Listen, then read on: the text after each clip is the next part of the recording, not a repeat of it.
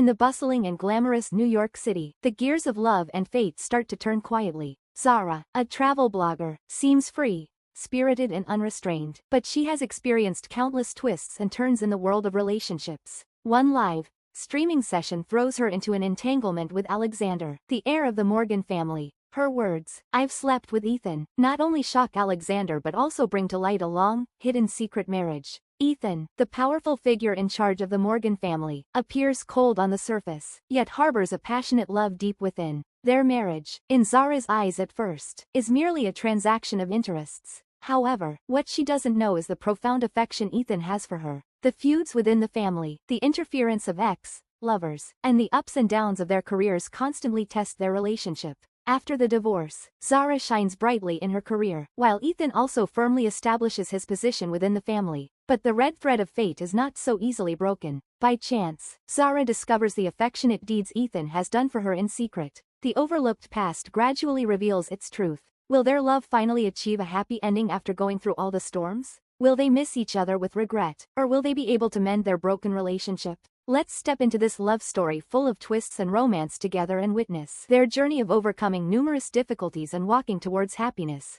On my way from Lake Tahoe to Mount Whitney, I briefly went live on a streaming platform. Not long after, a topic about me trended on social media. Alexander Morgan, the heir of the Morgan family, spent $5 million in half an hour during travel blogger Zara's live stream. My studio assistant called me, gently coaxing, "Zara, if it comes down to it, just go have a meal with him. It's just a meal, try to bear with it. After all, he's a Morgan." On a smaller scale, this was about Alexander. On a larger scale, it was about the Morgan family. The Morgans, with their century-old legacy and immense influence, were an untouchable force in the bustling New York. I frowned, staring at the two rapidly rising hashtags.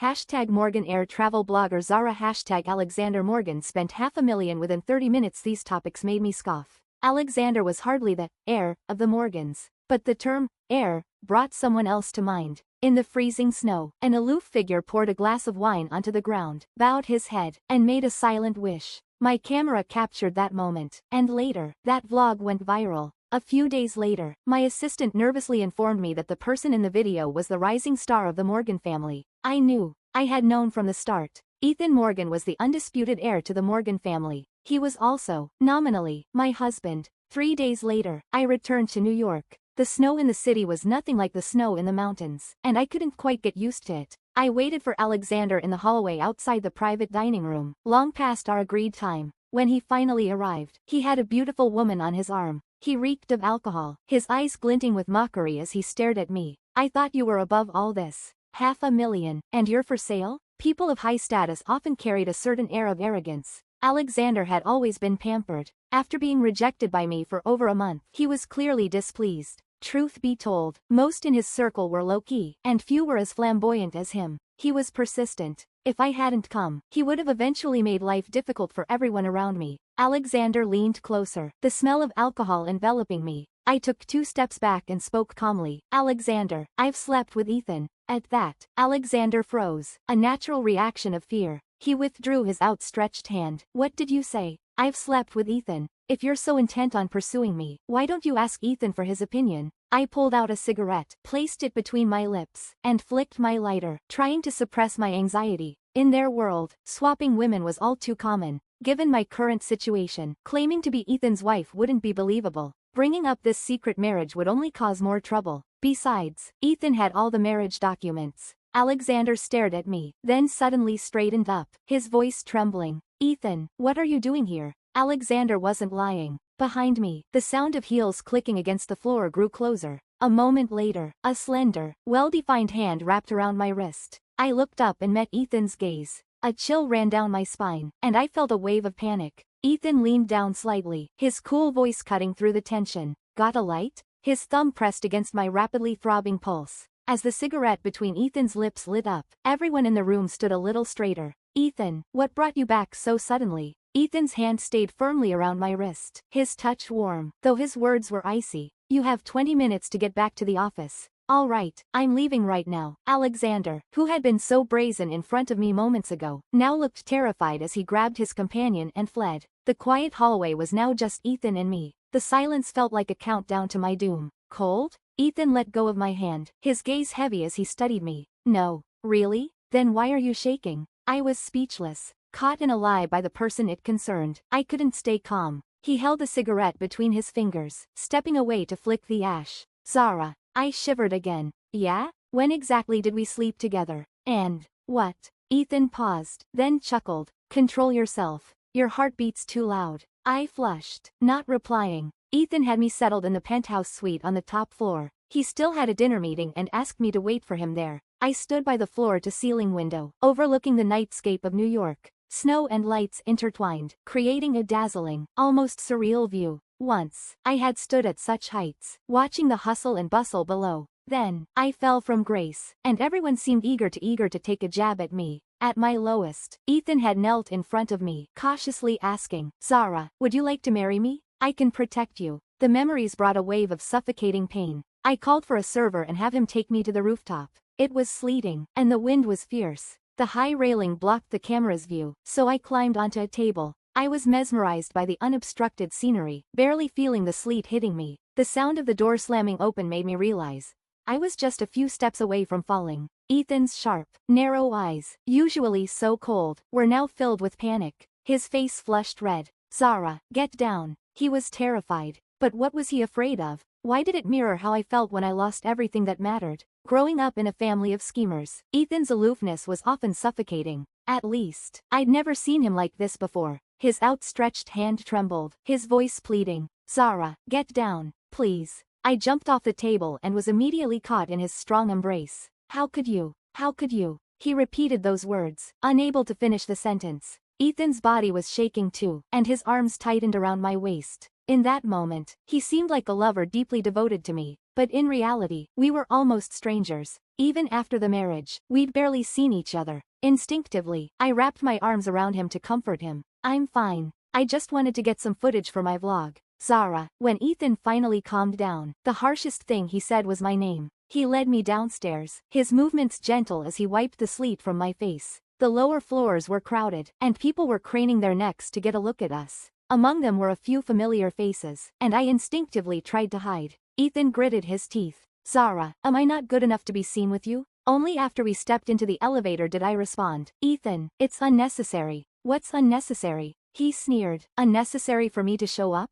Or unnecessary for me to stop my wife from jumping off a building? By taking me around like this, he ensured that in future business dealings, people would show me some respect because of him. But truly, it was unnecessary. Ethan, the agreement states that in 1 week, we're supposed to get divorced. Ethan, the taste of falling from grace, once was enough. My first encounter with Ethan was at my family's private ski resort. My dad had promised to spend the day with me but ended up bringing business to the private setting. Ethan stood beside my dad, discussing a deal. Finally, my dad half smiled and pointed at me, saying, "This is my daughter. If she doesn't wipe out this time, I'll sign the contract." The advanced slope wasn't something I was entirely confident about. I'd crashed once before and spent 2 weeks in the hospital, gritting my teeth in pain. My friends laughed. Well, Zara, you're about to screw this up. In the cold wind, Ethan and I locked eyes. I'd heard of his name long before. It was surprising how someone so calculated could have such strikingly beautiful eyes. I asked him, Mr. Morgan, do you trust me? He nodded slightly. I do. After that, I skied the advanced slope many times, but even as my passion for it faded, none of those runs were as smooth as that one. My dad pretended to be angry, accusing me of siding with an outsider. Ethan, with a faint smile, took the blame himself. He replied with 4 words, "I'm just lucky." That offhand remark stayed with me. Whenever I heard the word, fate, I'd think of him. I'd think of how someone had once made me a part of his glory. Meeting Zara was my good fortune. Perhaps it was because he owed my family a favor that he was willing to extend a hand when my family fell from grace. The marriage agreement was set to end after 2 years. But when I brought it up, Ethan didn't seem happy. As he left, he sat in his car, his jaw tight. He turned his head and asked me through the window, "Zara, do you have no heart?" His beautiful eyes were now filled with loneliness. The accusation came out of nowhere. I lowered my head and stayed silent as the car sped away. Tonight, the rain in New York grew heavier. On the ride-hailing app,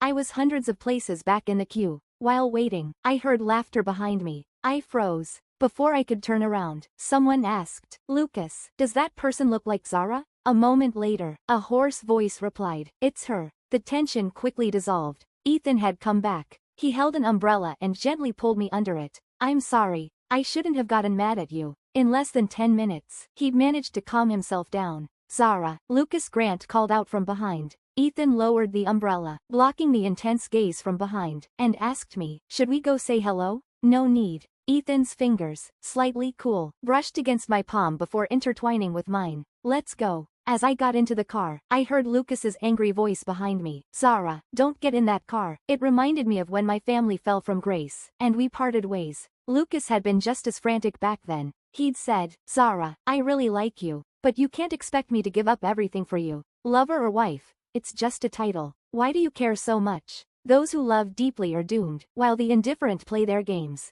Of course, I didn't expect anyone to lose their mind over me. The rain had been pouring for several nights. My assistant called to tell me that the Tourism Bureau in the Rockies had invited me to collaborate on a promotional video. Set the time first. I'll be there soon. Zara, have you wrapped up everything in New York? I nodded, my gaze inadvertently catching a photo in Ethan's study. Ethan in a tailored suit, and me in a veil, the only ceremonial thing in our sham marriage. Ethan had enlarged the photo and framed it in his study. My assistant called my name, snapping me out of my daze. It'll be handled soon. I won't be returning to New York after this, I replied. Late at night, that photo kept unsettling me. When I went to the living room to find a drink, I saw Ethan. The lights were off, and in the dim room, the glow of his cigarette flickered. I sat down beside him and took one of his cigarettes. Got a lighter? This one's strong. The top button of his shirt was undone, revealing his striking collarbone. Ethan didn't hand me the lighter, laughing softly under my unabashed gaze. What are you looking at?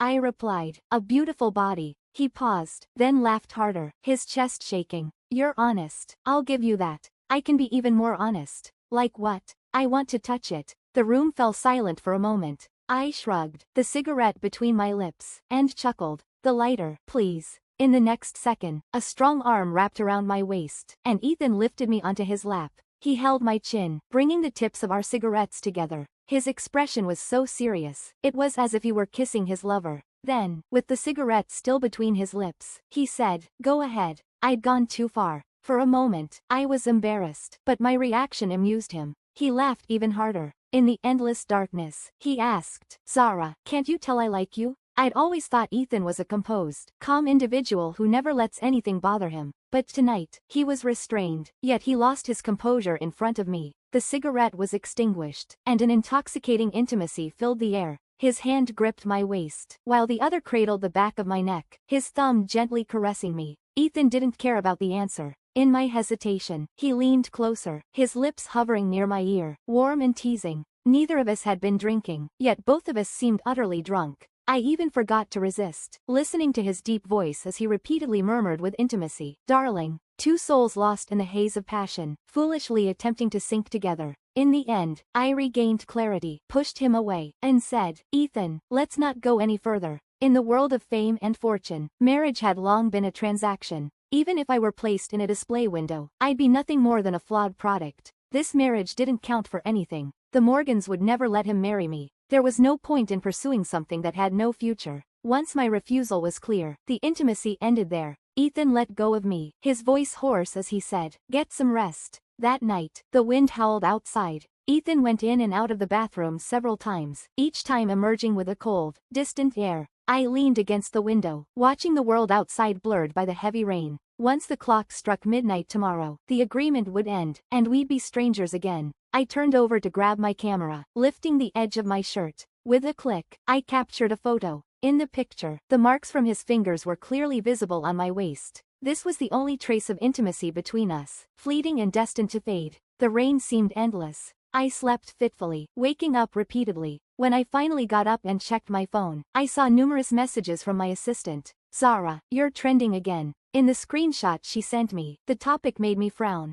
Zara's ex-boyfriend. A sense of inevitability. The post included a photo. Accompanying it was a photo. I was being led by someone, the umbrella tilted in my direction. The person beside me was mostly hidden behind the umbrella, only his chin visible, his posture upright, his suit pants soaked halfway. With a cold white filter added, the atmosphere was amplified, and the internet was buzzing with excitement. Netizens have always been a powerful force, able to dig up even the most hidden past. Zara truly has a powerful background. In New York, where every inch of land is worth a fortune, there are amusement parks and ski resorts open exclusively to her. For 2 years in a row, fireworks lit up the entire night on New Year's Eve, rumored to be a big shot's way of keeping her happy. I once saw her in the Rockies, followed by a private rescue team with 2 cars. Some areas strictly off limits to the public. She just made a call and got in. Remember that incident with Alexander Morgan a few days ago? The person behind her sent him abroad to reflect. The curious crowd below chimed in.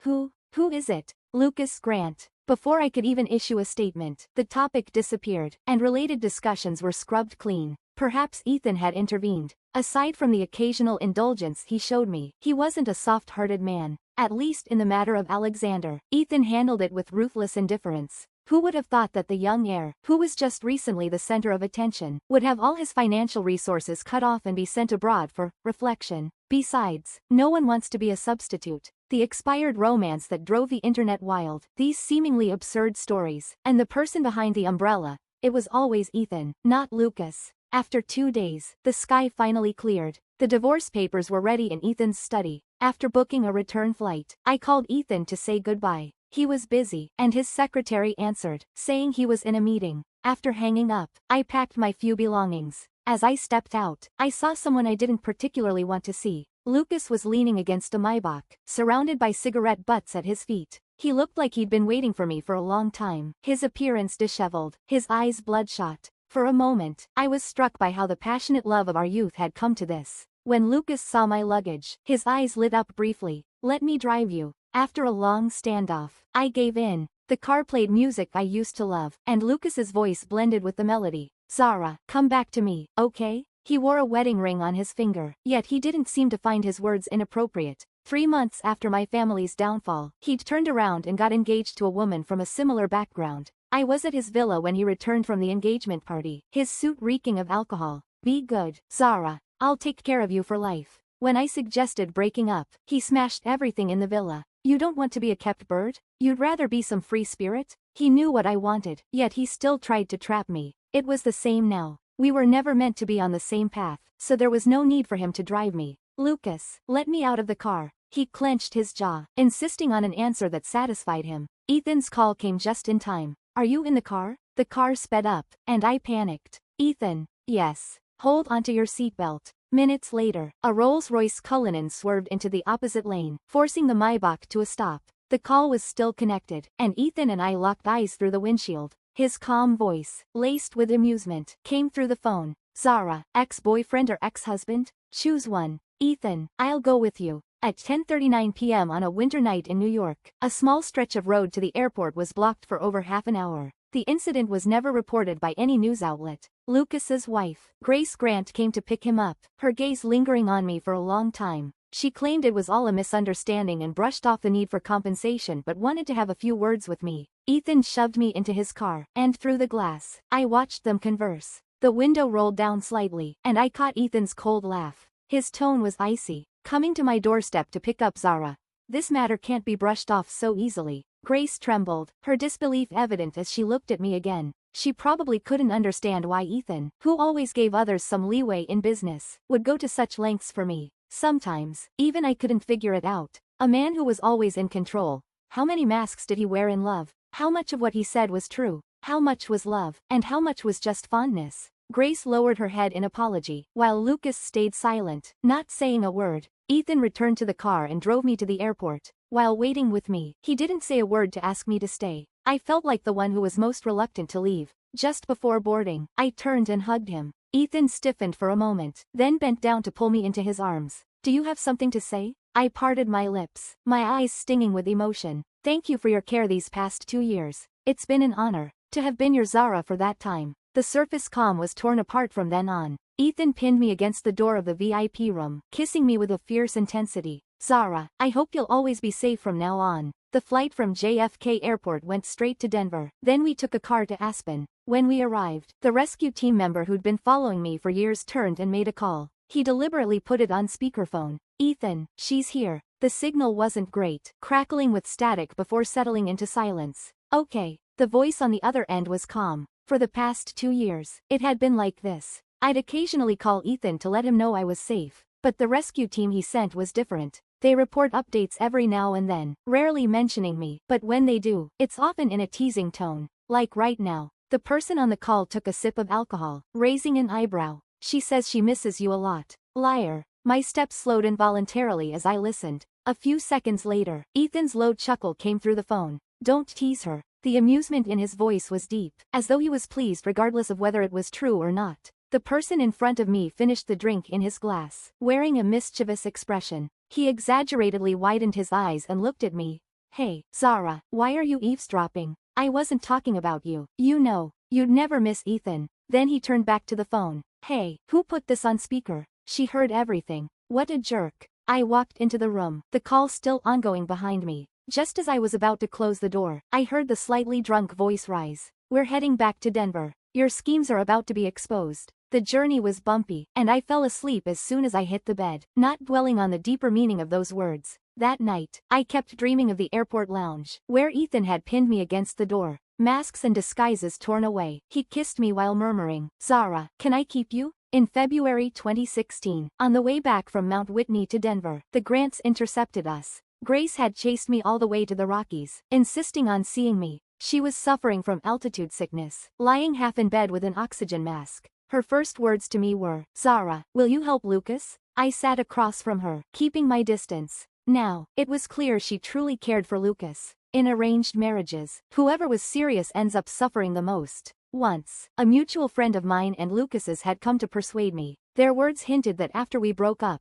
Lucas had been with a few people who all had something of me in them. They always said, in these kinds of marriages, no one takes them seriously. No one gives their heart. Why do you care so much? I cared, so I left. After all, not everyone can comfortably become the homewrecker for the sake of money. The woman in front of me struggled to sit up, while I remained impassive. She, too, was here to persuade me. She begged me to speak to Ethan on behalf of the Grant family. Ethan's deliberate targeting had left the Grants struggling to breathe. You grew up together. You can't just watch him end up as down and out as you were. She didn't delve into past grievances. So she didn't know that after Lucas and I broke up, he'd cut off every hand that tried to help me, even making it hard for me to find work, just to force me to come back. Now, I had unexpectedly become the lifeline that could save him from his predicament. I shook my head and refused. Ethan won't change his decisions just because of a word or two from me. He will. Grace was utterly convinced, pushing her phone toward me. You can try. Her certainty made me hesitate. In the end, I stood up and smiled. I can't help you. I couldn't help. Now, I was on Ethan's side. Our first stop after arriving in Denver was Red Rocks Park and Amphitheater. As we drove through the mountain pass, my assistant suddenly exclaimed, Zara, look. The hills were blanketed with colorful prayer flags, layer upon layer. I had filmed Ethan here before, and thanks to him, the video went viral. In sacred places, it's believed that hanging prayer flags brings blessings, and the benevolent gods may grant your wishes. We all got out of the car, and someone offered to buy prayer flags. I overheard some members of the rescue team chatting with the shopkeeper in Spanish.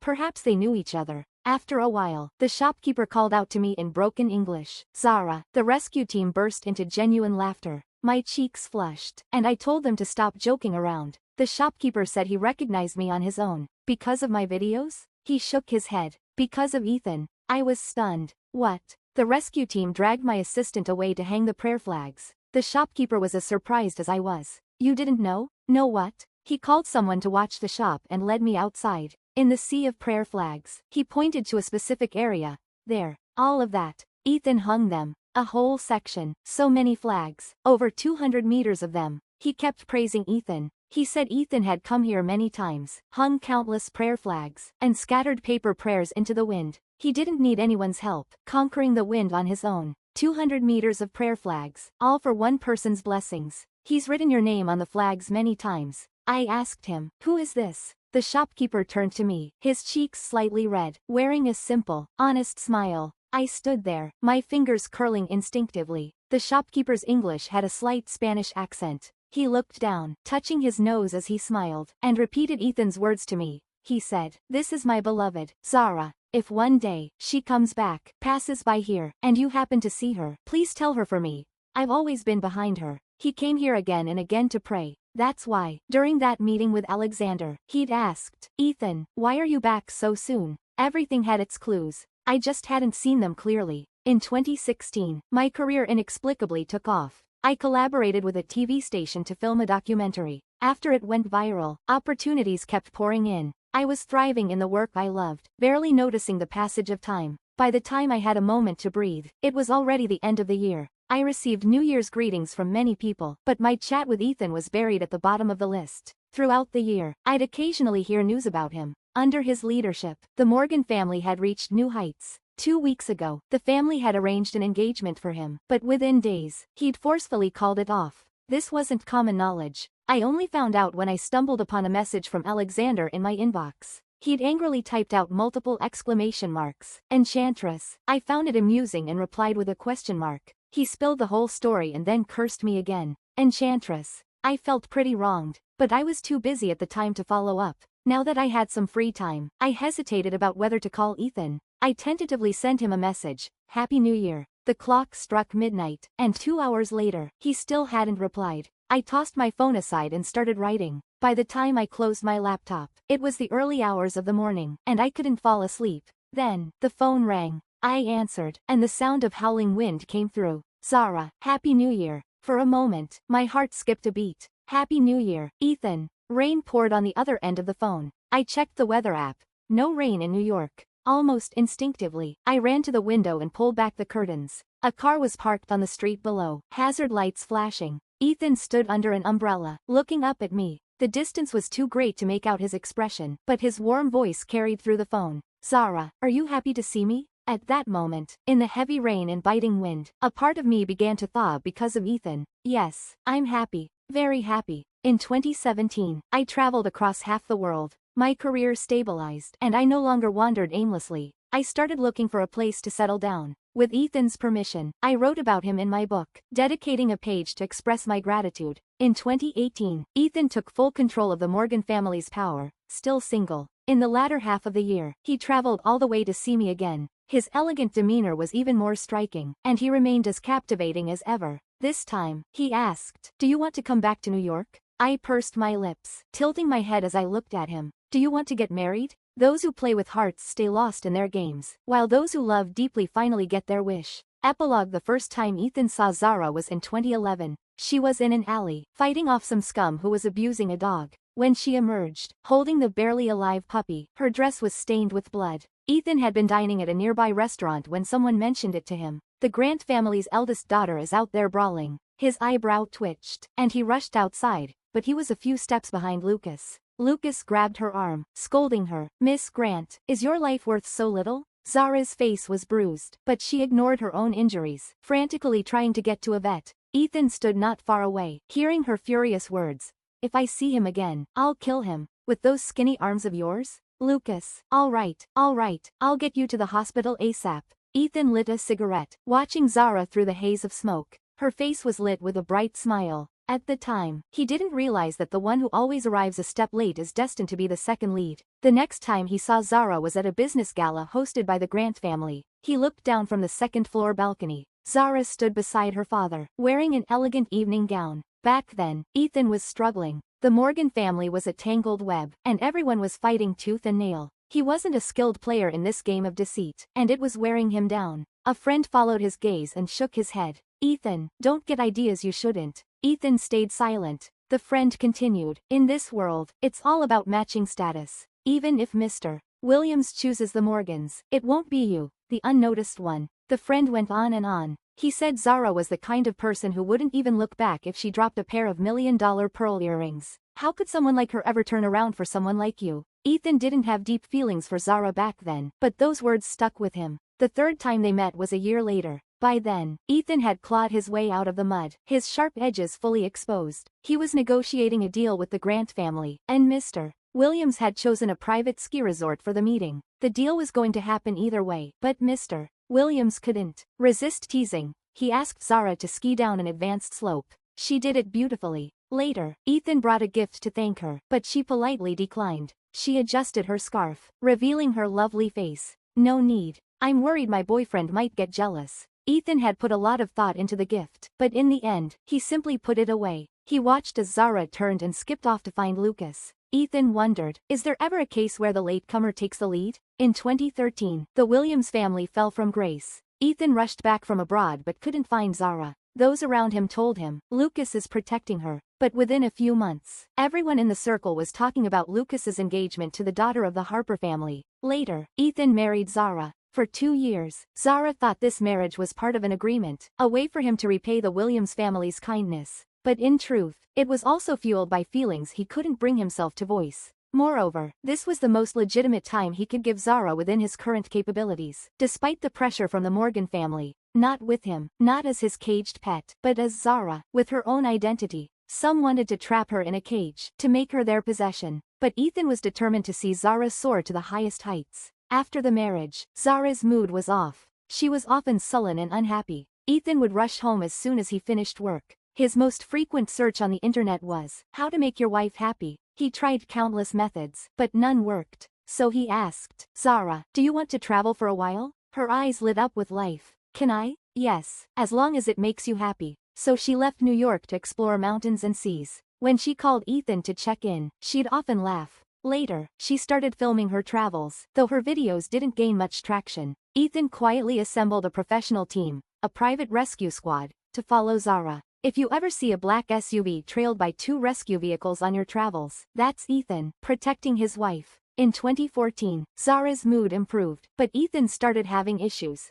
He didn't know when he'd become so deeply attached to Zara. When he couldn't see her, he'd sometimes experience heart palpitations and tremors. The doctor prescribed medication, calling it withdrawal symptoms from emotional attachment. Ethan was stunned, then laughed helplessly, resting his forehead in his hand. In February, he went to the Rockies. While hanging prayer flags, he made devout wishes. Across the long journey, he wished for Zara's safety. Unbeknownst to him, Zara, in some corner, captured this moment, which later went viral. He went to visit his aunt at the sanatorium. His aunt always wore a pair of pearl earrings, a gift from the lover she was forced to part with. They benefited from their family's fortune and power, but it came at a cost. Ethan sat with his aunt, watching Zara's video. She asked, Ethan, isn't that you? He nodded. Do you want to take down the video? Ethan put away his phone, wrapping an arm around his aunt. No, Auntie, my wife filmed it. It was a rare moment where he could share the joy of his marriage with someone close to him. His aunt was silent for a long time before hugging him and saying, choked up,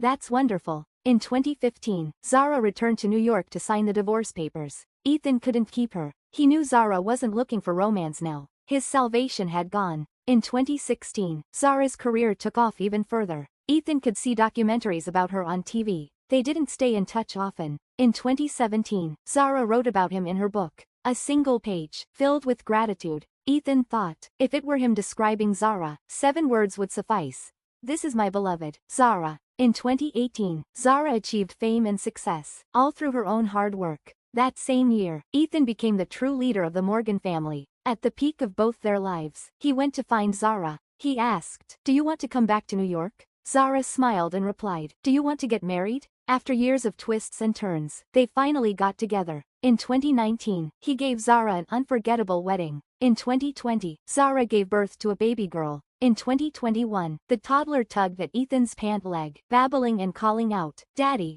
By 2023, the 3 of them were traveling the world together. Ethan had finally gotten his wish fulfilled.